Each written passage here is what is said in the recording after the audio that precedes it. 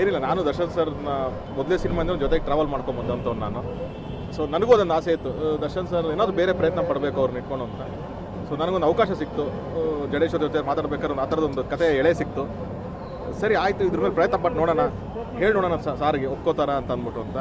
ಕೊನೆಗೆ ಅವ್ರು ಯಾವತ್ತು ಒಪ್ಕೊಂಡು, ನಾನು ಅದನ್ನೇ ಹೇಳ್ತಾ ಬಂದಿದ್ದೀನಿ, ಅವ್ರಿಗೆ ಕತೆ ಒಪ್ಕೊಂಡಿದ್ದಾಗ ನಿಜವಾದ ಗೆಲುವು. ಇವತ್ತಲ್ಲ, ನನಗೆ ಅವ್ರ ಕತೆ ಒಪ್ಕೊಂಡ್ರಲ್ಲ ಅವತ್ತು ಈ ಸಿನಿಮಾ ಗೆದ್ದಿದ್ದು. ಯಾಕಂದರೆ ಒಬ್ಬ ದೊಡ್ಡ ಸೂಪರ್ ಸ್ಟಾರು ಈ ಥರದೊಂದು ಕಮರ್ಷಿಯಲ್ಲು ಪ್ಲಸ್ ಕಾಂಟೆಂಟ್ ಇರೋವಂಥ ಸಿನಿಮಾನ ಬ್ಲೆಂಡ್ ಮಾಡೋದಂಥ ಒಂದು ಕತೆನ ಅವ್ರು ಆಯಿತು ಬಾ ನಾನು ಈ ಥರದೊಂದು ಮಾಡೋಣ, ನಮ್ಮ ಕನ್ನಡದಲ್ಲೂ ಈ ಥರದೊಂದು ಜಾನರ್ ಪಿಕ್ಚರ್ ಬರಬೇಕು, ಒಂದು ಸ್ಟಾರ್ ಆ ಥರದೊಂದು ಒಪ್ಪಿಗೆ ಕೊಟ್ಟಾಗ ನಿಮಗೆ ಅಲ್ಲಿಂದನೇ ಅದು ಸಿನಿಮಾ ಟೇಕ್ ಆಫ್ ಆಗುತ್ತೆ. ನಿಮಗೆ ಇವತ್ತು ಏನು ಜನ ಇಷ್ಟಪಡ್ತೀರಾ, ಅಭಿಮಾನಿಗೆ ಇಷ್ಟಪಡ್ತೀರ ಅಂದರೆ ಯಾವಾಗ ಕಾಂಟೆಂಟ್ ಅಂದರೆ ಸಪ್ರೇಟ್ ಬರೀ ಸೀರಿಯಸ್ ಆಗಿ ಹೇಳಬೇಕು, ಕಾಂಟೆಂಟ್ ಅಂದರೆ ಬರೀ ಅದನ್ನು ಆರ್ಟಿಸ್ಟಿಕ್ ಆಗಿ ಹೇಳಬೇಕು ಅಂತ ಅನ್ನೋದು ಬಿಟ್ಟು ಅದನ್ನು ಕಮರ್ಷಿಯಲ್ ರೀತಿಯಲ್ಲಿ ಹೇಳ್ಬೋದು ಅನ್ನೋದೇ ಒಂದು ಪ್ರಯತ್ನ ಪಟ್ಟಿದ್ದು ನಾವಿದು. ಸೊ ಇದು ಇವತ್ತು ಗೆದ್ದಿರೋದಕ್ಕೆ ಏನಾಗುತ್ತೆ, ಇನ್ನೊಂದಷ್ಟು ಹೊಸ ತಂಡಗಳಿಗೆ ಅದು ಹುಮ್ಮಸ್ ಬರುತ್ತೆ. ಈ ಜಾನರ್ ಮಾಡೋಣ, ನಮ್ಮ ಮಣ್ಣಿನ ಕಥೆಗಳನ್ನ ಮಾಡೋಣ, ನಾವು ಅದನ್ನೇ ಅದರ್ ಲ್ಯಾಂಗ್ವೇಜಸಲ್ಲಿ ನೋಡ್ತಾ ಇರ್ತೀವಿ, ಅಲ್ಲಿ ಮಾಡ್ತೀರಾ ಇಲ್ಲಿ ಮಾಡ್ತೀರಾ ಅಂತ ಅಂದ್ಬಿಟ್ಟು ಬಹುಶಃ ಅದನ್ನು ನಮ್ಮಲ್ಲೂ ಇನ್ನೂ ಜಾಸ್ತಿ ಆಗುತ್ತೆ, ನಮ್ಮ ಮಣ್ಣಿನ ಕಥೆಗಳು ಇನ್ನೂ ಹುಟ್ಕೊಳ್ತಾ ಹೋಗುತ್ತೆ ಅಂತ ನನಗೆ ಅನ್ಸುತ್ತೆ. ಅಲ್ಲ ಅದೇ ಹೇಳಿದ್ರಲ್ಲ, ಅವರು ಆ ಜಾನಲ್ಲಿ ಇದ್ರು. ಆಯಿತು, ಏನಾಗುತ್ತೆ ಬ್ರದರ್, ಒಬ್ಬ ಸ್ಟಾರ್ಗೆ ತುಂಬ ಜವಾಬ್ದಾರಿಗಳಿರುತ್ತೆ.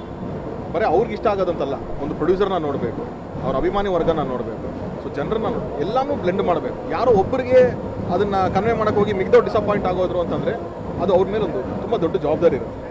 ಸೊ ಆ ಥರ ಇದ್ದವ್ರು ಕೂಡ ಅವ್ರು ಯೋಚನೆ ಮಾಡಿದ್ರು, ಆಯಿತು ಇದೊಂದು ನಾವು ಪ್ರಯತ್ನ ಪಡೋಣ. ಅದಕ್ಕೆ ಸರಿಯಾಗಿ ರಾಕ್ಲೈನ್ ವೆಂಕಟೇಶ್ ಸರ್ ಸಾಥ್ ಕೊಟ್ಟರು. ಆಯಿತು ಬಾ ದರ್ಶನ್ ಇರಲಿ, ನನ್ನ ಬ್ಯಾನರಲ್ಲಿ ಈ ಥರದ್ದು ಪ್ರಯತ್ನ ಆಗಲಿ.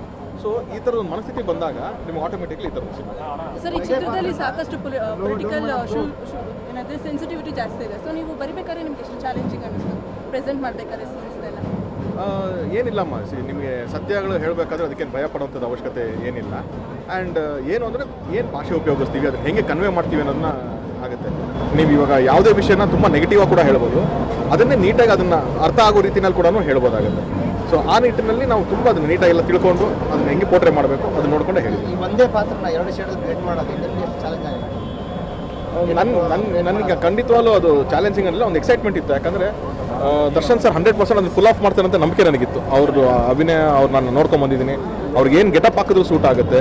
ಆಮೇಲೆ ಅದು ತಕ್ಕಂಗೆ ಅವ್ರು ಹೋಮ್ ವರ್ಕ್ ಮಾಡ್ಕೊಂಡು ರೆಡಿ ಆಗಿಬಿಡ್ತಾರೆ, ನನಗೆ ಗೊತ್ತಿತ್ತಲ್ಲ. ಸೊ ಆ ನಿಟ್ಟಿನಲ್ಲಿ ನಾವು ಮುಂಚೆನೇ ಅವ್ರಿಗೆ ಪ್ರಿಪೇರ್ ಮಾಡಿ ವ್ಯವಸ್ಥೆ ಈ ಥರ ಇರುತ್ತೆ ಅಂತ ಹೇಳಿದಾಗ ಅವರು 100% ಅದಕ್ಕೆ ಏನೇನು ಎಫರ್ಟ್ ಹಾಕಬೇಕು ಅಷ್ಟು ಎಫರ್ಟ್ ಹಾಕಿ ಮಾಡಿದ್ರು. ಅದೇ ನಿಮ್ಗೆ ಟೋಟಲ್ ಲುಕ್ಕಿಂದ ಇರ್ಬೋದು, ಅವ್ರ ಬಾಡಿ ಲ್ಯಾಂಗ್ವೇಜಿಂದ ಇರ್ಬೋದು, ವಾಯ್ಸ್ ಡಬ್ಬಿಂಗಿಂದ ಇರ್ಬೋದು, ಆಮೇಲೆ ಬಾಡಿ ಅವ್ರು ಟೋನ್ ಡೌನ್ ಮಾಡ್ಕೊಂಡಿರ್ಬೋದು. ಆ ಯಂಗರ್ ಕ್ಯಾರೆಕ್ಟರ್ಗೆ ನೀವು ನೋಡಿದ್ರೆ ಅದು ಬೈಸಿಪ್ಸ್ ಇದೆಲ್ಲ ಅವ್ರು ಇಷ್ಟು ಪವರ್ಫುಲ್ ಆಗಿ ಕಾಣಿಸ್ತಿರ್ತಾರೆ. ಈ ಇನ್ನೊಂದು ಕ್ಯಾರೆಕ್ಟರ್ ಬಂದ ತಕ್ಷಣ ಬಾಡಿ ಲೋ ಇರುತ್ತೆ. ಅಂದರೆ ಪ್ರತಿಯೊಂದಕ್ಕೂ ಅವ್ರು ಹೋಮ್ ವರ್ಕ್ ಮಾಡಿದ್ರು. ಸೊ ಅದ್ರ ರಿಸಲ್ಟ್ ನಿಮ್ಗೆ ಕಾಣಿಸ್ತಾ ಇದೆ. ತರುಣ್ ಸುಧೀರ್ ಅವ್ರನ್ನ ನೋಡಿದಾಗ ಕಾಲಘಟ್ಟವನ್ನು ಮೀರಿ ಮಾಡಿದಂಥ ಕತೆ, ತುಂಬ ಹಿಂದೆ ಹೇಳಬೇಕಾದಂಥ ಕತೆ, ಇವತ್ತಿನ ಕಾಲಕ್ಕೂ ಮುಂದಿನ ಕಾಲಕ್ಕೂ ಪ್ರಸ್ತುತವಾದಂಥ ಕತೆ. ಹೌದು, ಯಾವತ್ತಿದ್ರೂ ವಿಷಯಗಳು ಕೆಲವೊಂದು ಹೇಳಲೇಬೇಕು. ನಮ್ಗೇನಂದರೆ ಇವತ್ತಿಗೂ ಐರನ್ ಏನು ಅಂತಂದರೆ, ಅಲ್ಲಿಂದ ಇಲ್ಲಿವರೆಗೂ ಬಂದರೂ ಇನ್ನೂ ಕೆಲವೊಂದು ವಿಷಯಗಳು ಬದಲಾಗಿಲ್ವಲ್ಲ, 50 ವರ್ಷ ದಾಟ್ಕೊಂಡ್ಬಂದ್ರು ಇನ್ನೂ ಬದಲಾಗ್ತಾ ಇಲ್ವಲ್ಲ, ಏನಕ್ಕೆ ಇದು? ನಾವು ಹೇಳಿದ ತಕ್ಷಣ ಬದಲಾಗತ್ತೆ ಅಂತಲ್ಲ, ಅಟ್ಲೀಸ್ಟ್ ಈ ಥರದೊಂದು ದೊಡ್ಡ ಸಿನಿಮಾದಲ್ಲಿ ದೊಡ್ಡ ಸ್ಟಾರು ಹೇಳೋ ಮುಖಾಂತರ ಇನ್ನೊಂದು ಚೂರಾದರೂ ಅದ್ರದ್ದು ಇಂಪ್ಯಾಕ್ಟ್ ಆಗ್ಬೋದೇನೋ. ನಾವು ಸಿನಿಮಾ ಮಾಡೋದು ಮನೋರಂಜನೆಗಾಗಿ, ಸಿನಿಮಾ ಒಂದು ಬಿಸ್ನೆಸ್, ಒಂದು ಪ್ರೊಫೆಷನ್ ಇದೆ. ಆದರೂ ಕೂಡ ಅದರಿಂದ ಒಂದು ಚಿಕ್ಕ ಮೆಸೇಜ್ ಹೋಗುತ್ತೆ. ಏನೋ ಅದು 1 ಲಕ್ಷದಲ್ಲಿ 10 ಜನ ಚೇಂಜ್ ಆದರೂ 10 ಜನ ಚೇಂಜೇ ಅಲ್ಲ. ಸೊ ಆ ನಿಟ್ಟಿನಲ್ಲಿ I think it's A good move. Aradhana ಪರಿಚಯ ಮಾಡ್ತೀನಿ, ಅವ್ರಿಗಂತ ಹೊಸ ಕ್ವಾಲಿಟಿ ಇದ್ದಾರೆ, ಅವ್ರ ಪರ್ಫಾರ್ಮೆನ್ಸ್ ಡೈರೆಕ್ಟ್ರಾಗಿ. ಸರ್ ಅವ್ರು ಯಾವತ್ತೂ ನನಗೆ ಒಂದೇ ಒಂದು ಏನಂದರೆ, ಓಕೆ ನಾನು super star, lady super star Malashree ಅವ್ರ ಮಗಳು ಅಥವಾ ಕೋಟಿ ರಾಮು ಅವ್ರ ಮಗಳು ಅನ್ನೋದನ್ನ ಅವ್ರ ತಲೆಯಲ್ಲಿ ಇಟ್ಕೊಂಡೇ ಇರಲಿಲ್ಲ ಸರ್. ಅವ್ರು ಹೊಸ ಹುಡುಗರು ಹೆಂಗೆ ಬರ್ತಾರೋ, ಒಂದು ಡೆಬ್ಯೂಟೆಂಟು ಅಷ್ಟೇ ಶ್ರದ್ಧೆ ಭಕ್ತಿಯಿಂದ ಕೆಲಸಕ್ಕೆ ಹೋದರು. ಸಿನಿಮಾ ಮುಂಚೆ ಒಂದು 2 ತಿಂಗಳು 3 ತಿಂಗಳು ನಾವು ಅದಕ್ಕೆ ವರ್ಕ್ಶಾಪ್ ಮಾಡಿಸಿದ್ವಿ. ಅದಕ್ಕೆ ಡೆಡಿಕೇಟೆಡ್ ಆಗಿ ತುಂಬ ಹಾರ್ಡ್ ವರ್ಕಿಂಗ್ ಹುಡುಗಿ ಸರಿನಾ. ಯಾವುದೂ ತಲೆಯಲ್ಲಿ ಹೆಡ್ವೇಟ್ಗಳಿರಲ್ಲ, ಈಗೋಗಳಿಲ್ಲ, ಏನಿಲ್ಲ.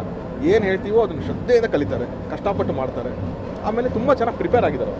ಅವರು ಸಿನಿಮಾ ಕರ್ಕೊಂಬರ್ಬೇಕು ಅನ್ನೋಕ್ಕೆ ಮುಂಚೆನೇ ಒಂದು 2 ವರ್ಷದಿಂದ ಅವ್ರನ್ನ ಪ್ರಿಪ್ರೇಷನ್ ಮಾಡಿ, ಅವ್ರಿಗೆ ಆ್ಯಕ್ಟಿಂಗ್ ಕ್ಲಾಸಸ್ಗಳನ್ನ ಕಲಿಸಿ, ಡ್ಯಾನ್ಸ್ನ ಕಲಿಸಿ ಎಲ್ಲ ರೆಡಿ ಇದ್ದಾರೆ ಅವರು. ಸೊ ನೀವು ಏನು ಕೊಟ್ಟರು ನೀಟಾಗಿ ಅದನ್ನು ತೊಗೊಂಬಂದು ಪೋಟ್ರೆ ಮಾಡಿದ್ರು. ಸೊ ಇವತ್ತು ಏನು ಪರ್ಫಾರ್ಮೆನ್ಸ್ ಕಾಣಿಸ್ತಾ ಇದೆ, ಸೊ ಅದಷ್ಟು ಆ ಹುಡುಗಿದು ಶ್ರಮ ಸರ್. ಪಿಕ್ಚರ್ ನೋಡಿದ್ದಾರೆ ಎಲ್ಲ ಅಂದರೆ ನಾವು ಈ ಸಿನಿಮಾ ಫಸ್ಟ್ ನೋಡಿದ್ರೆ ರಾಕ್ಲೈನ್ ಸರ್, ದರ್ಶನ್ ಸರ್. ಅಂದರೆ ಅವಾಗಿನ್ನ ರೀರೆಕಾರ್ಡಿಂಗ್ ಅಂತ ಇರಲಿಲ್ಲ, ಎಡಿಟಿಂಗಲ್ಲಿ ನೋಡಿರ್ತೀವಿ ಫಸ್ಟು. ಅದಾದಮೇಲೆ ಮತ್ತೆ ನಾವು ರೀರೆಕಾರ್ಡಿಂಗ್ ಎಲ್ಲ ಫೈನಲ್ ಕಾಪಿ ಆದಮೇಲೆ ಕೂಡ ಮೊನ್ನೆ ಒಂದು ಸತಿ ನಾವು ರಾಕ್ಲೈನ್ ಮಾಲಲ್ಲಿ ಅವರು ಸ್ನೇಹಿತರು ಎಲ್ಲರೂ ನೋಡಿದ್ರು ಆ ಸಿನಿಮಾನ. ಸೊ ನೋಡಿದರೆ ಮೊದಲಿಂದ ಎಲ್ಲ ಅವ್ರಿಗಷ್ಟೇ ಅಲ್ಲ, ಇಡೀ ತಂಡಕ್ಕೆ ಈ ಸಿನಿಮಾ ಮೇಲೆ ಕಾನ್ಫಿಡೆನ್ಸ್ ಇತ್ತು. ಸಿನಿಮಾ ಇಷ್ಟು ಚೆನ್ನಾಗಿ ಆಗೇ ಆಗುತ್ತೆ, ಇದೊಂದು ಒಳ್ಳೆ ಪ್ರಯತ್ನ ಆಗೇ ಆಗುತ್ತೆ ಅಂತ ಇಡೀ ತಂಡಕ್ಕೆ ಕಾನ್ಫಿಡೆನ್ಸ್ ಇತ್ತು. ಈಗ ಸಡಗರ ಮೇಲೆ ರಾತ್ರಿನೇ ಶುರುವಾಗಿದೆ, ಫೀಡ್ಬ್ಯಾಕ್ ಇದೆ ತುಂಬ ಪಾಸಿಟಿವ್ ಆಗಿದೆ ಸರ್. ಅಂದರೆ ನಾನು ರಾಬರ್ಟ್ ಮಾಡಿದ್ದೀನಿ, ಈ ಥರ ಒಂದು ಎಕ್ಸ್ಪೀರಿಯನ್ಸ್ ಮಾಡಿದ್ದೀನಿ. ಅವಾಗೂ ಬೆಳಗ್ಗೆ ಅರ್ಲಿ ಮಾರ್ನಿಂಗ್ ಶೋಸ್ಗಳಿತ್ತು, 12 ಗಂಟೆ ಶೋ ಎಲ್ಲ ಇರಲಿಲ್ಲ, ಅರ್ಲಿ ಮಾರ್ನಿಂಗ್ ಶೋಸ್ಗಳಿತ್ತು. ಆ ಫಿಲಮ್ ನೋಡ್ಕೊಂಬಂದಾಗ ನನಗೆ ಸಖತ್ತಾಗಿದೆ ಪಿಕ್ಚರು, ಸೂಪರ್ ಆಗಿದೆ, ಹಂಗೆ ಅಂತೆಲ್ಲ ಹೇಳಿ ನಾನು ಕೇಳಿದ್ದೀನಿ.